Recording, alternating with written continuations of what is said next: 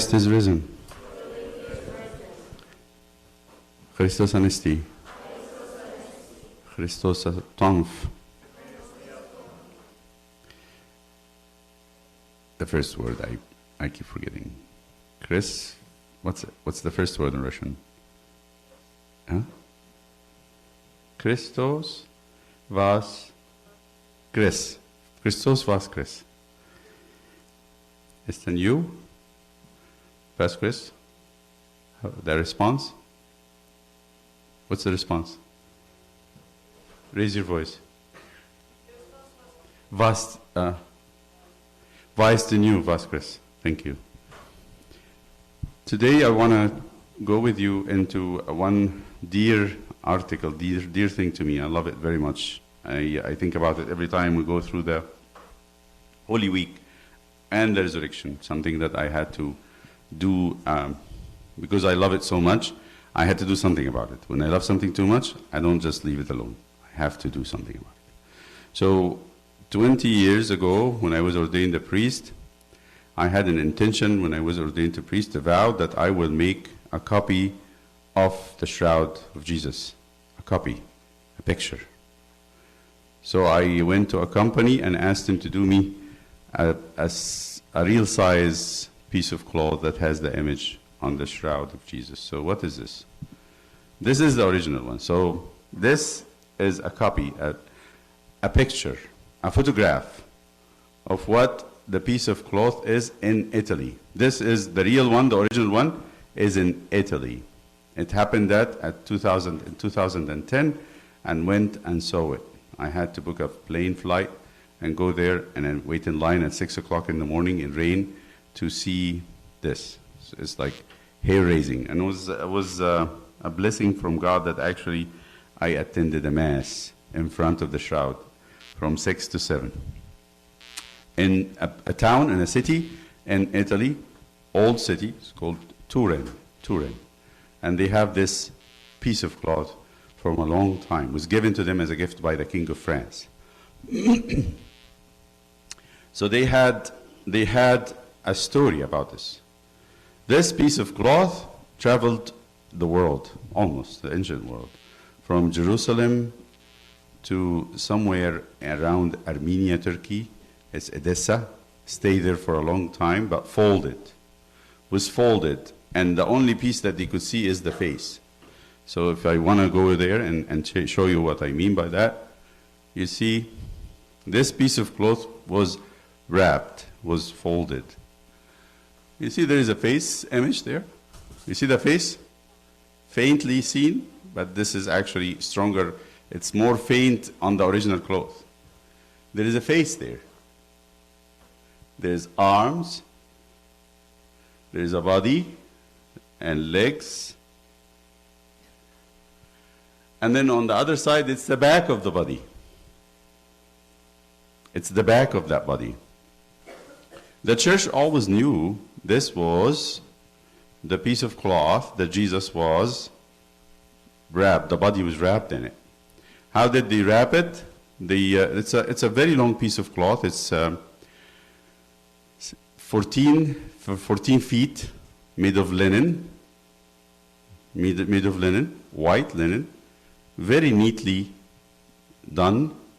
At the time when they were buying that stuff, it's extremely expensive. Only kings and princes can do that, but not regular people. So this is a very expensive piece of material at the time. Today is not expensive because we have machines. And that time they used to have very much hands and manual labor. So in the Gospel of St. John, you can read this, and I want to read it with you. If we can have the iPad, I'm going to read this piece with you. In the Gospel of St. John, there is something about this piece of cloth that we need to read together. St. John especially mentioned it. Let us read this in the Gospel of St. John, chapter 20. I just read this with the middle school yesterday, and I want to read with all of you this piece. It's about what happened when the apostles went to the tomb early morning on Sunday. And it's chapter 20, chapter of the resurrection. And then here.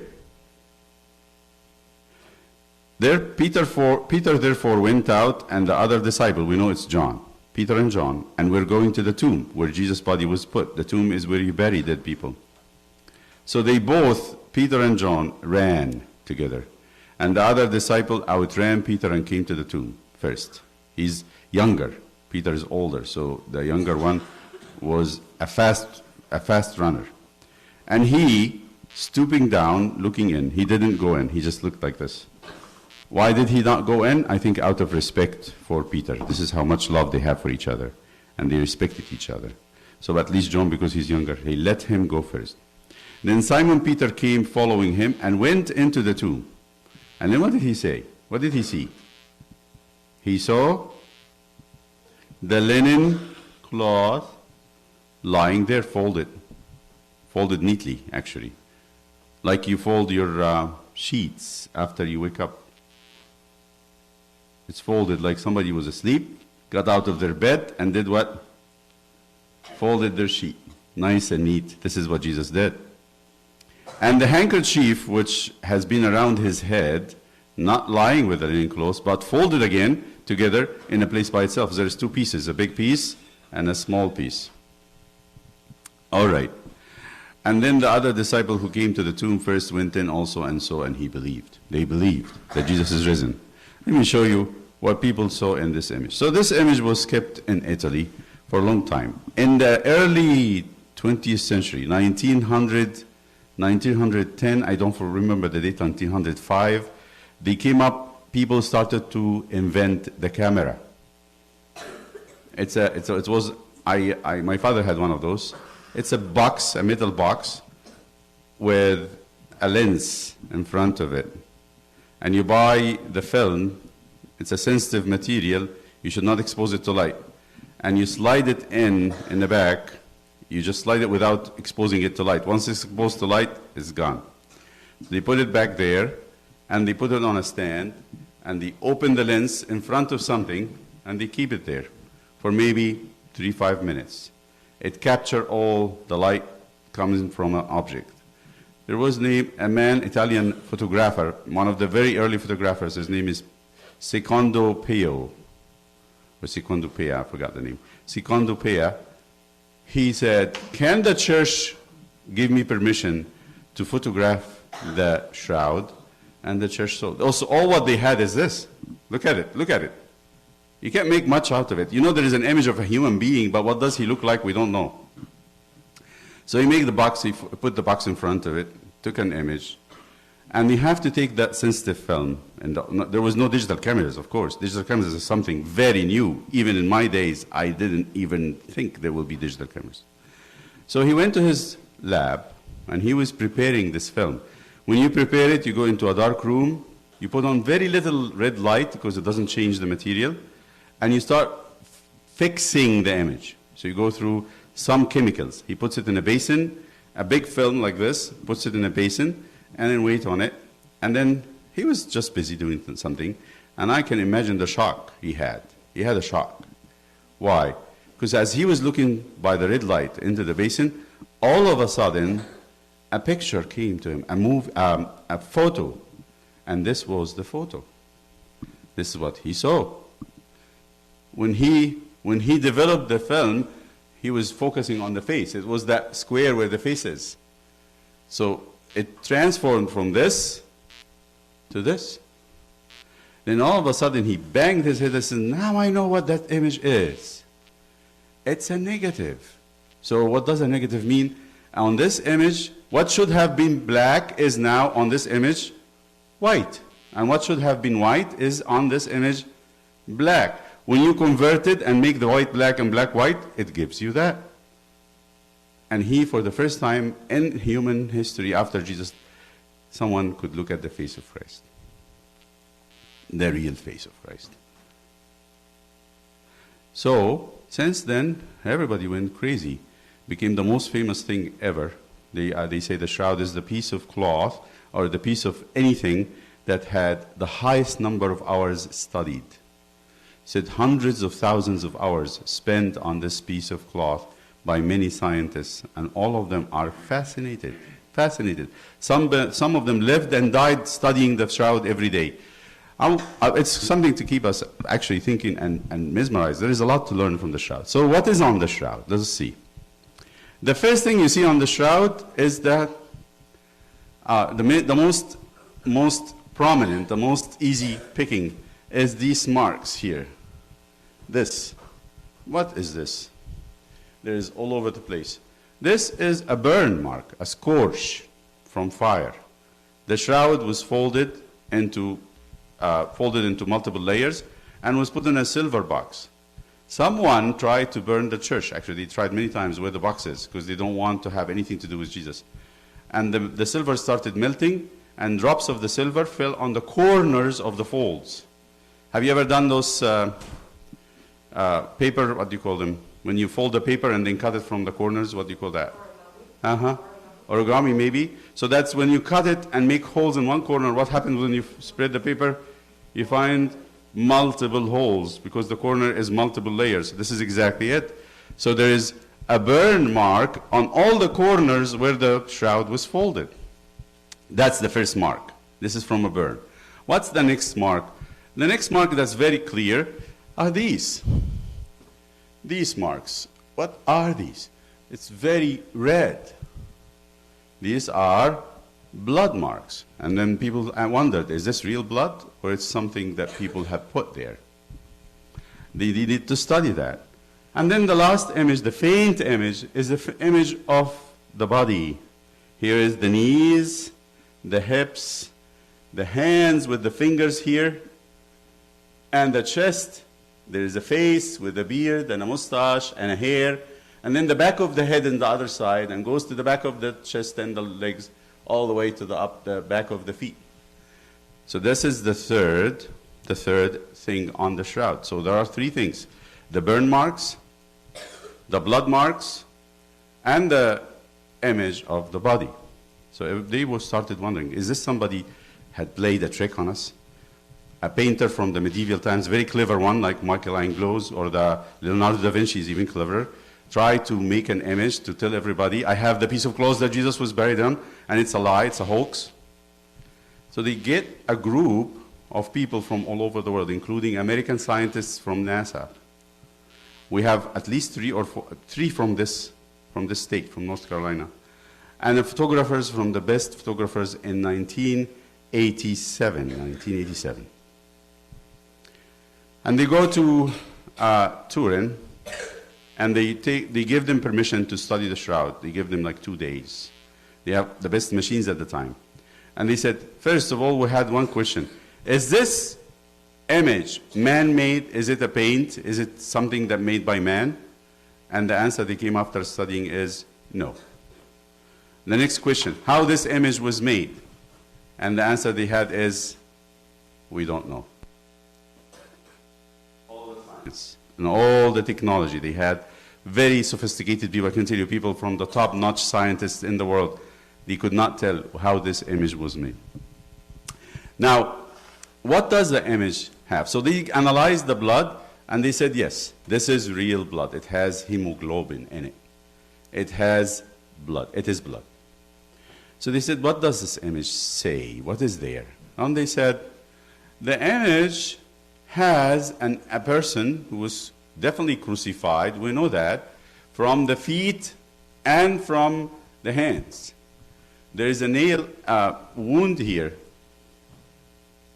that trickled blood, and apparently the hand was up there, so the blood that came from the wound started coming down the arm. And then they had to put the hand down there. When they studied very carefully, they said the hands were fixed in this position. When somebody dies, you get some stiffness. You can't move their limbs. They're not easy to move. You get something called rigor mortis. People get stiff. So they had to force the hands into this position. And apparently in the shroud, there's signs that the hands were trying to move back into, they're under pressure. They're resisting. They want to go back to where they were on the cross like this. What else there is? They said there's blood here. You can see that. On this side. Which side is that? Left or right? It is the right because this is on top of Jesus. If you look at it on the negative, it will be his right side. So they said, this is typical. What else on the head? There is a lot of blood on the head and the back of the head. They said there's a lot of puncture wounds in the scalp where the hair grows. Lots of blood too. Lots of blood there. And so they said, this is actually an image of somebody who was crucified. What else there? They said, if you look carefully on the body, you see these lines? These are the fingers, but there's lines here and more on the back. If you look up, there is lines and dots all over the back.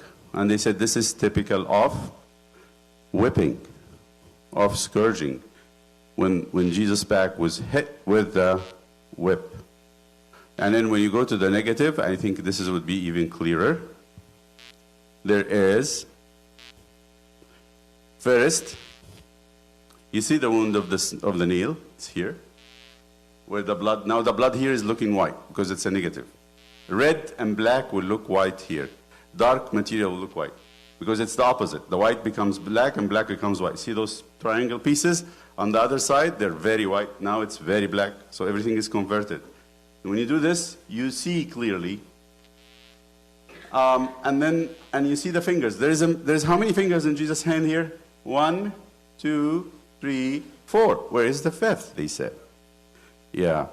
They said, the doctors who studied the image, they said, when you put a nail in somebody's hand and it goes all the way through, it pinches the nerve that controls the hand. And it leads, naturally, to that thumb to come like this, very painfully. Person will be screaming because the muscle there is squeezing so hard because the nerve is being irritated and pinched. So the finger goes like this. And nobody could tell that. Nobody could actually imagine this would happen. But then the Shroud tells us that Jesus' hand had the finger going like this. So it's behind the other fingers. Okay, so what are these marks? They said the scourging. They counted more than 100 times he was beaten. 100 beatings on his back, more than 100. If you go up to the back, you see those dots.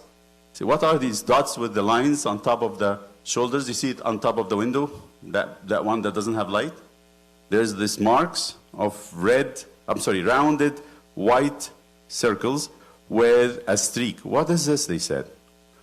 And they said this is, the people who knows history, the Roman flagrum. They call it flagrum. What's that? The Roman whip.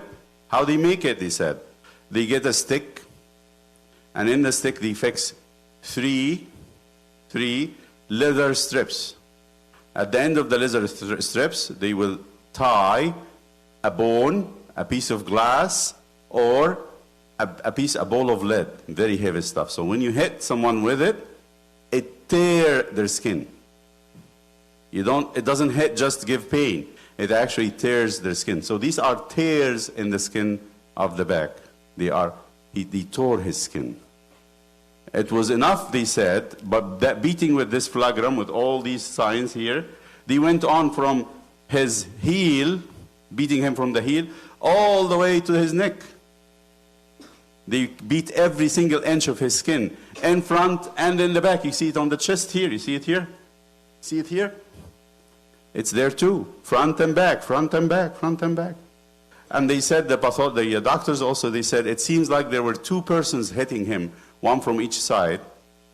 One is shorter than the other. Because if you draw the lines of all these things and connect them, a point will come on this side, maybe up here, and this side will come down here. So one was hitting from a lower distance and one from hitting from the upper distance. And apparently Jesus was bent over like this. On a column, a small column, he was bent over like this. They were hitting him from the bottom and from the back, and he was tied. What else they see? They see his face. You can see the face, especially the right side, is swollen. You see that? How the eye on the right side is almost closed. You see that? If you look at under the eye, there's two layers on the cheek. They said this is a swollen face from smacking. And it has to be a very powerful smack. So apparently they were hitting him. This is Jewish. This is done by Jews more than Romans. Romans, they don't do that. They do more cruel things. But this is to insult him. To hit somebody on his right face with your right hand, what you need to do? You hit him with the back of the hand, not the front of the hand. So you go like this with all your power, and then just. So this what they did to him. And what about all these blood drops that looks white on the head? And everybody understood this was the crown of thorns, that he got a crown of thorns. So, but then, again, good. That's all to understand what Jesus went through. How about the image itself? Why do we have the image of Christ on a piece of cloth? That's not a sensitive film, like the old-time photographing. What is this? They said, it is the resurrection.